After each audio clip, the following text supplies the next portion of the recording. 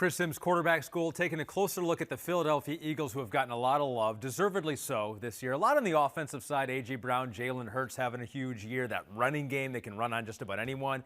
But you specifically want to give some love to the defensive side of this team. Part of the team that I think a lot of the fans said, oh, if we just had an elite defense, we'd really be in a good spot. You think they have that? They're elite. This is the number 2 defense in football. This is the cool thing about this 49ers matchup. It's the number 1 defense versus the number 2 defense in football. We've watched Jonathan Gannon, the defensive coordinator, grow in front of our eyes. Last year, we spent the whole 2021 season going, they're too simple, it's too easy, whatever. This year, they become more complex, and they do everything, and they're good at it.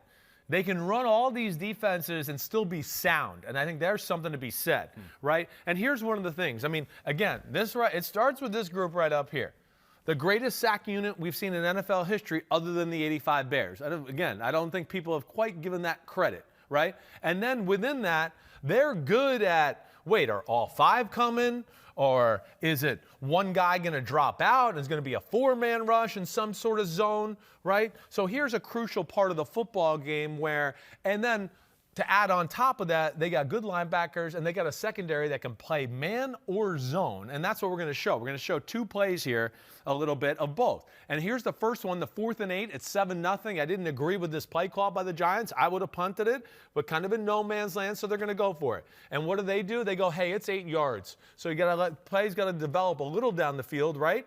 So they go, hey, the heck with that. We're not going to let anything develop. We're bringing all 5. And here's the thing, too. Brian Daboll, you've complimented him. He's managed games really well. So he really must have thought they had a play that could stress out this Eagles defense. I would think so. Exactly right. And that's where the Eagles are awesome, too. It's like a little bit of like, hey, they think we're going to do this, but we're going to change it this week. And I think they did some of that in this game that really screwed over the Giants, for lack of a better way to say it. All right, so you're going to get basically here a little bit of just a curl route down here, right? You're going to get these 2 guys running a switch release where you're going to see this receiver kind of act like he's going to run a crossing route, and then he's going to break out. And then we're going to get Richie James, who's going to make it look like he's going to run the under route, but then he's going to break out, right? But the Eagles don't switch this release, which sometimes is what happens and what I think the Giants were expecting. They lock on with each guy, okay? So they do that. And then you're going to see Hassan Reddick come around. They're going to do the 5-man pressure. And why do they do the 5-man? Because they went to the Giants and they went, wait, they can't win all 5 matchups. We're going to win one of these,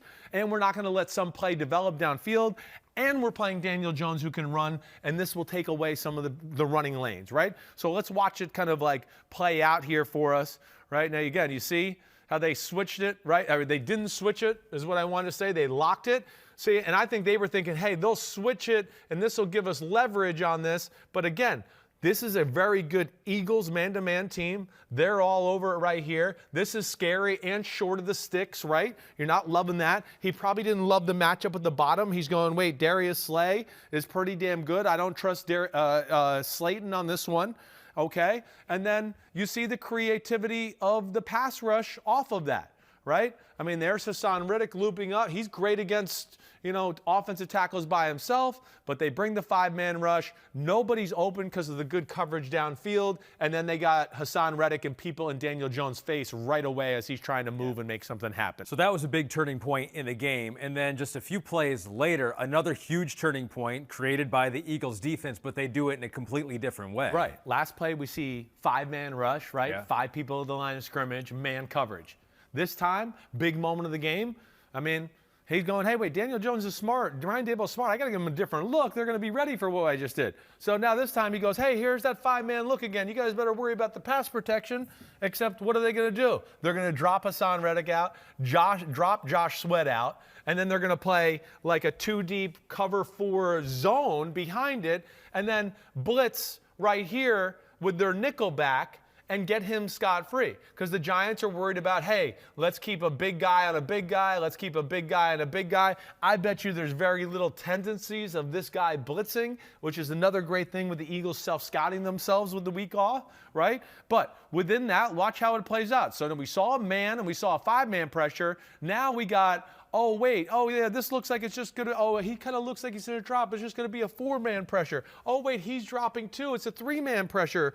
Oh, wait, it's none of the above. It's a 4-man blitz zone change pressure is what I would call it in my learnings of the year, or learning as a football player.